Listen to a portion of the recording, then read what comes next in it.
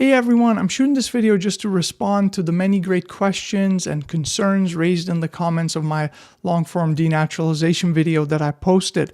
I'm going to be recording a longer form video going over everything in more detail and answering a lot of those questions, so please subscribe to the channel and you will receive a notification when I record that video and post it in the next couple of days. There are a few things I want to clarify immediately because I saw many people concerned about this, and I just want to highlight them immediately because I understand everyone is anxious about what's happening. The first thing is that denaturalization can only apply to crimes committed to prior someone becomes a U.S. citizen. So if you became a U.S. citizen, committed crimes thereafter, nobody can denaturalize you. So that's the first thing. The second thing is this clear and convincing evidentiary standard. So unlike in civil cases generally where it's just a simple tipping of scales, like it's more likely than not that the person shouldn't have become a U.S. citizen, so the judge can now denaturalize them.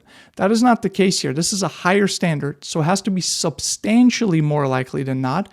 And basically, there cannot be any significant doubt in the judge's mind when they denaturalize.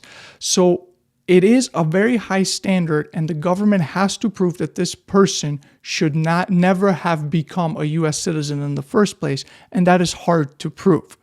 And then finally, the final thing I want to say to everyone who is very anxious, which I fully appreciate, is that so far, the reports about even the newspaper reports, everything I've read about the denaturalization cases that the DOJ has been bringing, every report I've read involves serious crimes, child sex offenders, and similar criminals. So I fully agree that if all of a sudden we start reading about denaturalization cases for individuals who have committed lesser crimes, that there is a lot to fear, right?